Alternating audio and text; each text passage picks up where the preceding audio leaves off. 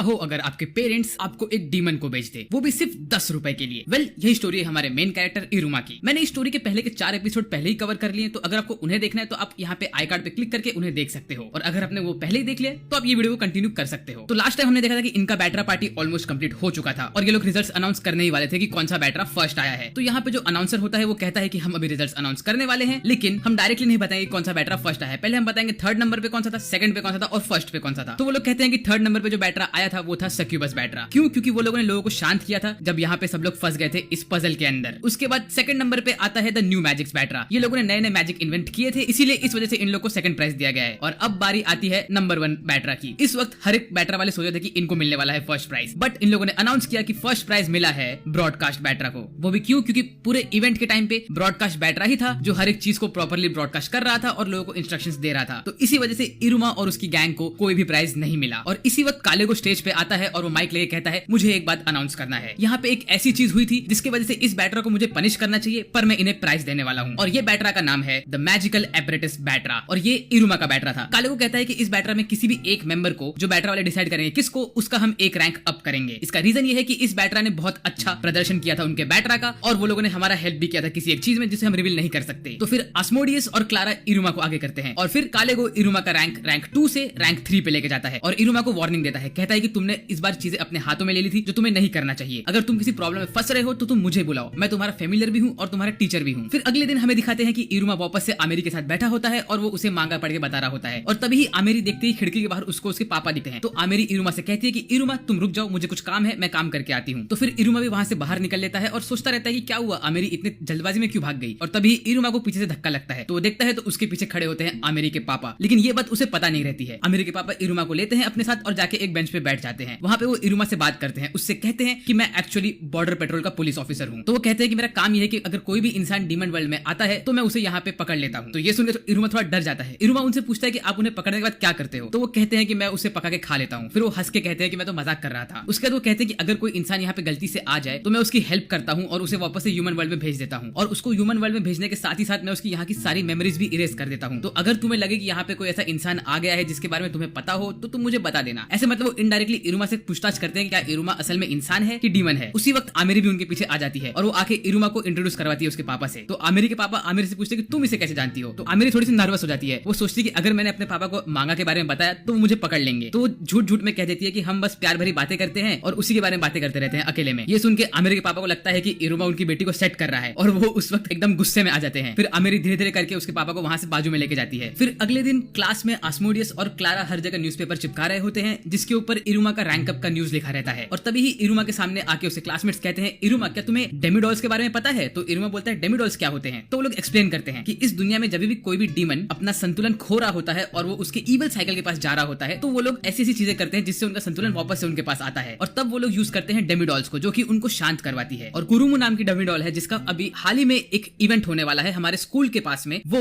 इन सब में सबसे टॉप पे है, ऐसा उसके सब क्लासमेट्स उसे बताते रहते हैं। उसके बाद अगली सीन वो लोग हमें दिखाते हैं कि डेमिडॉल कुरुमु अपने कॉन्सर्ट की प्रैक्टिस करती रहती है और वो अपने ड्रेसिंग रूम में जाती है। वहां पे वो जैसे ही उसका विग हटाती है तो हमें मालूम पड़ता है कि ये एक बुड्ढी है। पर रुको रुको रुको, ये कोई बुड्ढी नहीं है, ये तो इरुमा की क्लासमेट ही है जो सफेद बाल वाली रहती है और हमेशा शांत शांत सी खड़ी रहती है। फिर ये अपनी बैक स्टोरी हमें बताती है कि कैसे ये एक ऐसे फैमिली को बिलोंग करती है जो लोग आइस मैजिक यूज करते हैं और इसके फैमिली मेंबर्स कभी इससे खुश नहीं रहते थे। इसकी मॉम हमेशा इसके बाकी के सिबलिंग्स को स्माइली फेस देती थी लेकिन इसे पोकर फेस देती थी। इसका रीजन ये था कि इसका मैजिक इतना अच्छा नहीं था। तभी कुरुमु सोचती कि वो उसका क्यूटनेस का यूज करेगी क्योंकि वो बचपन से ही इतनी क्यूट थी कि लोग हमेशा उसके आसपास आते थे और खुश हो जाते थे। फिर वो ऐसे ही अपने ड्रेसिंग रूम में बैठी होती है और न्यूज़पेपर पढ़ती होती है। तो वो देखती है कि वापस से इरुमा न्यूज़पेपर में सबसे फर्स्ट खड़ा था। तो उसे गुस्सा आता है। वो कहती है कि मैं इतना कोशिश करती हूँ हमेशा टॉप पे आने की, पर ये इरुमा हमेशा मेरे रास्ते में आ जाता है। ऐसे गुस्से में आके वो अपना आइस मैजिक यूज करती रहती है। और तभी उसकी मैनेजर उसके रूम में आती है और उससे कहती है कुरुमु तुम ऐसा मत करो, तुम अगर आइस मैजिक यूज करोगी तो लोगों को तुम्हारा सीक्रेट पता चल जाएगा। तो वो ठंडी होती है और वापस से बाहर जाती है स्टेज पे देखने के लिए कि कितने लोग आए हैं कॉन्सर्ट में। और तभी ही वो देखती है कि वहां पे इरुमा भी रहता है। ये देख के वो थोड़ी सी भड़क जाती है।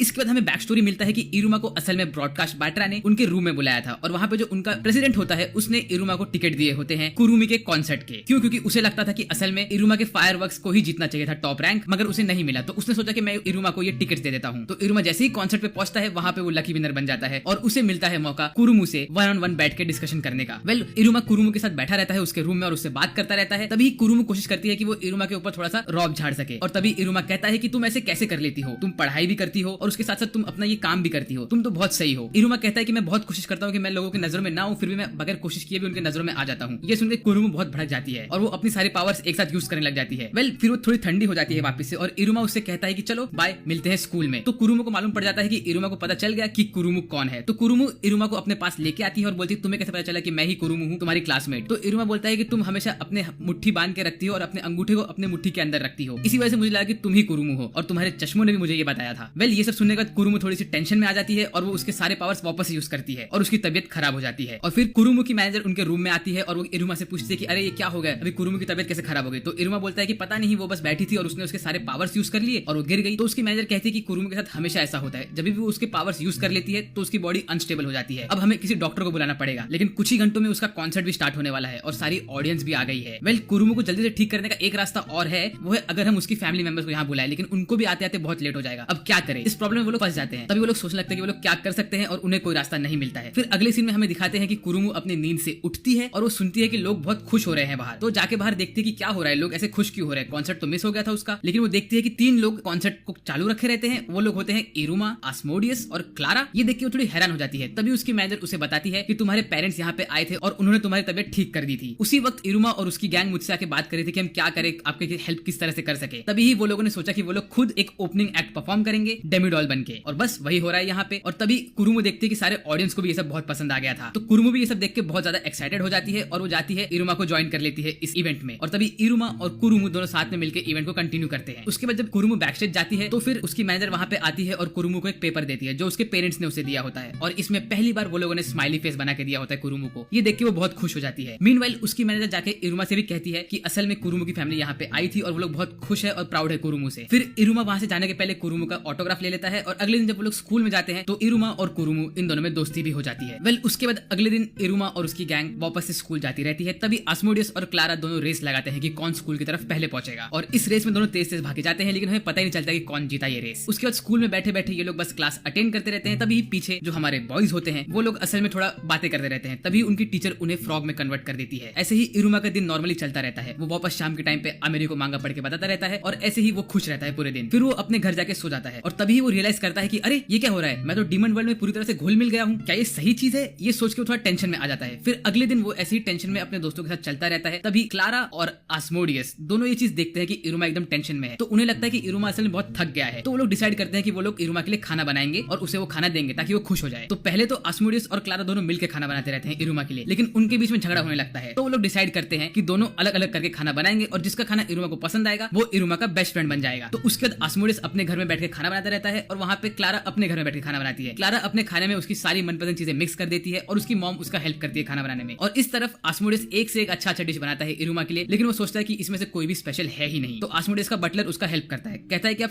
फिश क्यों नहीं बनाते हो इरुमा के लिए, लेकिन आस्मोडियस को फिश से बहुत डर लगता है। तो जैसे तैसे रात भर मेहनत करके इरुमा के लिए डिश बना के लेके जाता है। अगले दिन इरुमा बैठता है और दोनों का डिश टेस्ट करता है और कहता है कि दोनों ही बहुत लाजवाब है, पर अगर मैं इन दोनों डिश को एक साथ मिला के खाऊं तो इसका टेस्ट और भी बढ़ जाता है। ये कह के इरुमा बोलता है कि दोनों ही डिश बहुत अच्छे थे। और फिर ये देख के आस्मोडियस और क्लारा दोनों के बीच में दोस्ती वापस से हो जाती है। और इसके साथ ही इस एनिमे का पहला सीजन यहाँ पे खत्म हो जाता है। लेकिन ये खत्म होने के पहले ही वो लोगों ने हमें सीजन 2 का एक ट्रेलर दिया रहता है जिसमें इरुमा के ग्रैंडपा उसके रूम में जाते हैं और इरुमा को बोलते हैं गुड मॉर्निंग इरुमा, और तभी इरुमा बोलता है अरे ओए चुप हो जाना। और यहाँ पे इरुमा एकदम से बदला बदला दिखता है और ऐसा क्यों हुआ ये हमें मालूम पड़ेगा सीजन 2। और मुझे बताइए कमेंट करके कि आपको ये वाला एपिसोड कैसा लगा और ये पूरा सीजन कैसा लगा। वेल आज के लिए बस इतना ही मेरी तरफ से। अगर आपको वीडियो पसंद आए तो प्लीज लाइक करिए वीडियो को, सब्सक्राइब करिए चैनल को अगर आप नए हो चैनल पे तो, और उसके साथ साथ कमेंट करके मुझे आपके थॉट्स भी बताइए। मेरी तरफ से आज बस इतना।